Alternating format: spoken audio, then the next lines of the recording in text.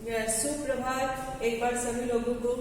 ठीक है, आज हम लोग पत्र लेखन, ठीक है, हिंदी में व्याकरण में एक आपका बहुत ही महत्वपूर्ण चीज होता है पत्र लेखन। ठीक है, कई बार आपको बहुत कंफ्यूजन रहता है कि पत्र लेखन में हमें पता कहाँ लिखना है, तारीख कहाँ डालनी है और किस तरह के शब्द होने चाहिए। ये सारी चीजें कई बार बड़ी ही आपको दुविधा में रखती है ना। तो आज हम लोग इस पत्र लेखन के माध्यम से, ये हमने पत्र लेखन का पूरा फॉर्मेट यहाँ पे दिया है, उसके माध्यम से बताएंगे कि पत्र लेखन करते समय, पत्र लिखते समय किन किन बातों का ध्यान रखना चाहिए और पत्र जो है वो कितने प्रकार से होते हैं। ठीक है, तो आइए देखते हैं। देखिए, पत्र लिखना एक कला है ना। अभी देखिए आपकी कक्षा से है, अब देखिए है कि पत्र में क्या क्या हमें ध्यान देना है। तो यहाँ ध्यान देंगे आप सभी लोग कि आज के आधुनिक युग में विचारों के आदान प्रदान, आपको पता है ना, जब हमारे अंदर कुछ विचार होते हैं और हम किसी माध्यम से उसको किसी के तक पहुंचाना चाहते हैं तो एक सहारा लेते हैं पत्र लेखन। ठीक है, अब तो बहुत सारी चीजें हो गई, आपके पास मोबाइल आ गया, आप एसएमएस करते हो, मैसेज लिखते हो, लेकिन फिर भी पत्र जो है वो बहुत बारी आपको इसको प्रयोग इसका करना पड़ता है। ठीक,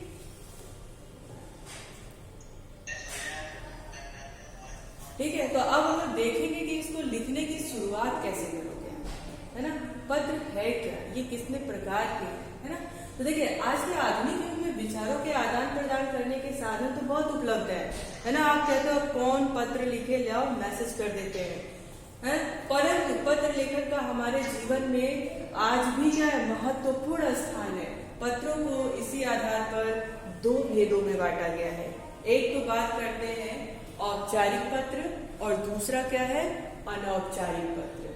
ठीक, अब आप लोग देखोगे कि यह औपचारिक पत्र क्या है और अनौपचारिक पत्र क्या है। ठीक, और औपचारिक पत्र देखिए यहाँ पे दिया है कि औपचारिक पत्र हम विभिन्न विभागों, अधिकारियों को आवेदन के लिए, किसी समस्या के लिए, किसी सूचना के लिए अथवा किसी अन्य सार्वजनिक या व्यापारिक कार्यों के लिए लिखते हैं। ठीक है, अब देखो औपचारिक पत्र क्या होता है, जब हम किसी ऑफिशियल, किसी से मतलब हमारा वैसे रिश्तेदारी वाला संबंध ना हो, है ना, ऑफिशियल लेटर जिसको आप बोलते हो, तो किसी ऑफिस में लिखेंगे, दफ्तर में, कार्यालय में, विभाग में, या फिर अपने स्कूल के प्रधानाचार्य के लिए जो पत्र लिखते हैं उसको हम कहते हैं औपचारिक पत्र। ठीक, औपचारिक पत्र में हमें क्या क्या देखना होता है कि कैसा लिखना होता है, कहाँ पे किन बातों का ध्यान रखना होता है। तो देखिए, औपचारिक पत्र तो सबसे बड़ी बात है कि औपचारिक पत्र का जो शब्द होना चाहिए बड़ा ही सरल होना चाहिए, आसानी से समझ में आने लायक होना चाहिए। ठीक है, तो देखिए अब इसमें अभी आप देखोगे कि कैसे लिखना चाहिए। ठीक है, देखिए औपचारिक पत्र लिखते समय निम्नलिखित बातों का ध्यान रखना चाहिए।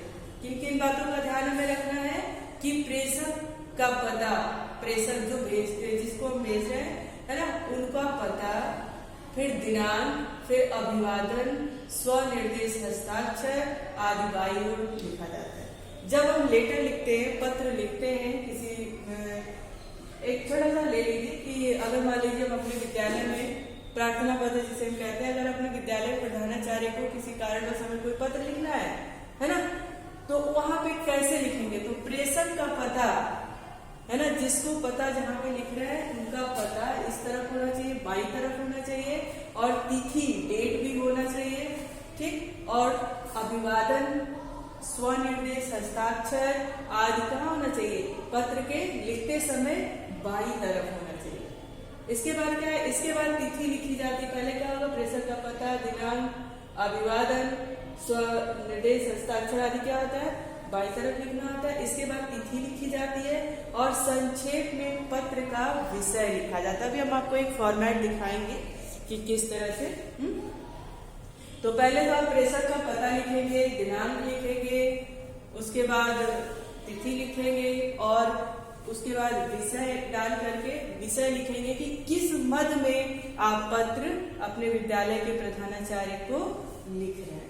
ठीक है, इसके बाद संबोधन आता है। भाई पत्र लिख लिया हमने, फिर नीचे संबोधन की बारी आती है। भाई लिखते हो ना कि हम आपका आज्ञाकारी शिष्य, आपका आज्ञाकारी छात्र, है ना, इस तरह की जब बात लिखते हैं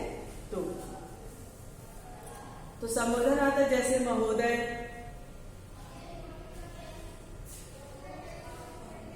है ना। तो जैसे आप लिखते हो किसी को संबोधित करते हो, भाई अगर मान लीजिए जैसे आपने प्रधानाचार्य को कहोगे तो सीधा ये तो नहीं लिखोगे ना, अरे प्रधानाचार्य ऐसे तो नहीं लिखोगे, उनको संबोधित करोगे ना। अपने बड़ों को संबोधित करते समय आप क्या लिखते हैं? महोदय लिखते हैं, माननीय लिखते हैं, मान्यवर लिखते हैं, या फिर सेवा में लिखते हैं, है ना। इसको हम क्या कहते हैं? संबोधन कहते हैं। औपचारिक पत्रों में प्रायः अभिवादन नहीं लिखा जाता है, ठीक है।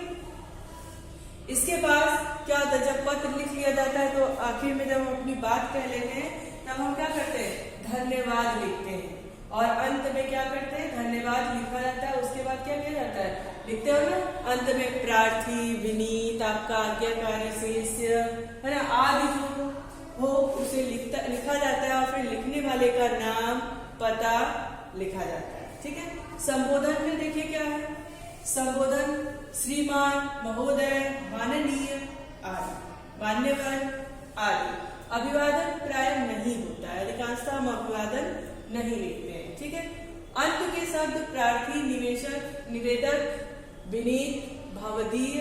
देखिए ये भवदीय और भवदिया यहाँ पर दिया तो है, लेकिन ये भवदीय और भवदिया आप प्रार्थना पत्र में इसका उपयोग ना करें, ठीक है। इसका प्रयोग प्रार्थना पत्र में नहीं किया जाता, यहाँ पर दिया हुआ है, लेकिन आप जब प्रार्थना पत्र लिखेंगे, औपचारिक पत्र लिखेंगे, तो वहां पर ये भवदीय और भवदिया का प्रयोग नहीं करेंगे, ठीक है। फिर आता है हमारा अनौपचारिक पत्र, कि अनौपचारिक पत्र क्या है। अभी तो आपने बात समझ ली कि औपचारिक पत्र क्या है। तो औपचारिक पत्र ऑफिशियल लेटर जिसको आप अंग्रेजी में कहते हो, है ना, जो किसी ऑफिस में, दफ्तर में, कार्यालय में, स्कूल के प्रधानाचार्य को लिखा जाता है। अब बात होती है अनौपचारिक पत्र में। इस पत्र में व्यक्तिगत पत्र आते हैं। व्यक्तिगत जैसे कि आप अपने माता पिता को लिख रहे हो, भाई बहन को लिख रहे हो, दोस्त को लिख रहे हो, मित्र को लिख रहे हो, तो ये व्यक्तिगत, जिससे हमारे व्यक्तिगत संबंध है, उनको ये पत्र लिखा जाता है, तो उसको अनौपचारिक पत्र कहते हैं, ठीक है। अनौपचारिक पत्र को लिखते समय निम्नलिखित बातों का ध्यान रखना चाहिए। पत्र लिखने वाला अपना पता तथा तिथि बाईं ओर लिखता है, इसके नीचे अभिवादन लिखा जाता है, ठीक है। देखिए औपचारिक पत्र में क्या था कि अभिवादन की जरूरत नहीं होती है ना, लेकिन अनौपचारिक पत्र में होती है। जैसे नमस्ते, असीम स्नेह, जैसे आप लिखते हो ना, आदरणीय पिताजी चरण स्पर्श, आपने पत्र कभी तो लिखा होगा, तो इसमें क्या होता है? अभिवादन की जरूरत होती है। अंत में जिसे पत्र लिखा जा रहा है उसे लिखने वाले का संबंध व नाम लिखा जाता है, जैसे आपका प्रिय पुत्र, आपका मित्र, आपकी सहेली, सखी, दोस्त, जो भी है ना, तो उसको लिखा जाता है। अब देखिए कि अनौपचारिक पत्र में क्या होता है। ये देखिए, ये देख रहे हैं आप, अनौपचारिक पत्रों में जिन्हें पत्र लिखा हो सब, है ना, बड़ों को, छोटों को, बराबर वालों को। अब देखिए जिन्हें पत्र लिखा है तो संबोधन करेंगे, तो बड़े जो होंगे उनको कैसा संबोधन करेंगे? आदरणीय, पूजनीय, माननीय, परम पूज्य, ठीक है। अभिवादन उनका कैसे करेंगे? सादर प्रणाम, चरण स्पर्श, ठीक है। और पत्र जब अंत होगा, पत्र आप लिख चुकेंगे तो अंत में आप क्या लिखेंगे? आपका आज्ञाकारी पुत्र, चाहे बड़ा भाई, चाहे आपका शिष्य, ठीक है। छोटों के लिए क्या लिखेंगे? प्रिय, आयुष्मान, चिरंजीवी। और उसके लिए अभिवादन क्या लिखेंगे? सुबह से बाद, प्रसन्न रहो, सुखी रहो, है ना, तुम्हारा हितैषी, तुम्हारा शुभेच्छा, शुभचिंतक, तुम्हारा शुभाकांक्षी, ठीक है। जो आपके दोस्त हैं, मित्र हैं, उनके लिए, ये बराबर वालों के लिए क्या है? दोस्त मित्र आपके ही बराबर के होंगे ना, तो उनको क्या लिखोगे? प्रिय भाई, प्रिय बहन, मित्र सखी, है ना, प्रिय मित्र सखी, चाहे जो भी है, नमस्ते, सप्रेम नमस्कार, मधुर स्मृति, है ना, सुविलासी, तुम्हारा भाई, तुम्हारा बहन, मित्र सखी, जो भी है, ठीक है। ये हो गया आपका अनौपचारिक पत्र में कैसे आप लिखोगे, कैसे आपका संबोधन होना चाहिए, कैसे आपका अभिवादन होना चाहिए, और अंत में के आपके शब्द क्या होना चाहिए। हाँ, एक चीज और है, अनौपचारिक पत्र में कोई मतलब लिमिट नहीं होता है, आप अपने मन के भाव को खुल करके व्यक्त कर सकते हैं, ठीक है। परंतु औपचारिक पत्र में बहुत बड़ा नहीं होना चाहिए, उसके शब्द जो है वो थोड़ा सीमित मात्रा में होने चाहिए, कम शब्दों में ज्यादा बात समझाने वाली बात होनी चाहिए और सरल शब्दों का प्रयोग करना चाहिए, कहीं पर भी उसमें कोई कंफ्यूजन, कोई दुविधा वाली बात ना हो, ऐसे शब्द हो जो आसानी से समझ में आ जाए, ठीक है। पत्र लिखते समय ये ध्यान आपको रखना होता है। देखिए अभी तो आपने अनौपचारिक पत्र का देखा कि कैसे अभिवादन करना है, संबोधन करना है, क्या करना है। अब बात आता है यहाँ पे, अब ये देखिए औपचारिक पत्र कैसे लिखा जाता है, ठीक है।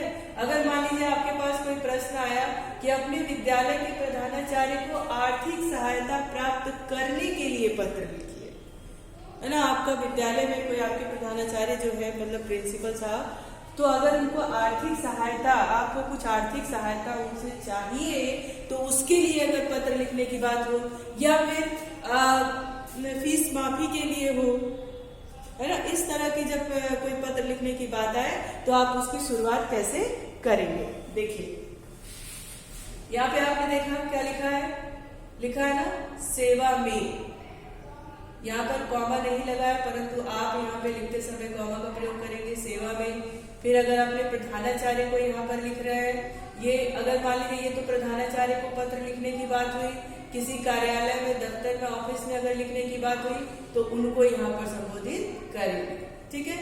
पत्र जब आप परीक्षा में लिखते हो, जब आप परीक्षा देते समय पत्र लिखते हैं तो यहाँ पर विद्यालय के नाम की जगह पर अगर प्रश्न में दिया है विद्यालय का नाम कि इस विद्यालय को पत्र लिखना है, तब तो आप उस विद्यालय का नाम लिखेंगे। अन्यथा अगर आपको अपने विद्यालय का नाम लिखना हो परीक्षा में जब आप अकेले अगर अपने प्रधानाचार्य को प्रार्थना पत्र देते हैं तब तो आप लिखेंगे, लेकिन अगर परीक्षा में लिखना हो तो आप वहां पर क्या करेंगे, विद्यालय का नाम न लिख करके क ख ग विद्यालय लिखेंगे। और विद्यालय जहाँ पर है, मान लीजिए आपका APS army public old cantt कहाँ पे है, प्रयागराज पे है ना, तो यहाँ पर नगर का नाम लिखेंगे प्रयागराज, फिर यहाँ पे डालेंगे दिनांक, डेट, फिर विषय लिखेंगे कि विषय किस लिए आप ये पत्र लिख रहे हैं, है ना, आप अपने प्रधानाचार्य को किस लिए पत्र लिख रहे हैं, तो इसलिए यहाँ पर विषय लिखेंगे। विषय लिख करके अभी जैसे प्रश्न में था कि आर्थिक सहायता प्राप्त हेतु, तो यहाँ पर भी लिखेंगे, विषय डालेंगे आर्थिक सहायता प्राप्त करने के संबंध में। आई बात समझ में। उसके बाद हमने बताया था कि संबोधन आप मान्यवर भी लिख सकते हैं, माननीय भी लिख सकते हैं, है ना। हमने अब देखिए यहाँ पे लिखा है मान्यवर, महोदय भी लिख सकते हैं। अगर कोई फीमेल प्रधानाचार्य है तो महोदया लिखेंगे आप, ठीक है। तो यहाँ पे महोदय, मान्यवर, पूजनीय ऐसी बातें लिख सकते हैं, ठीक।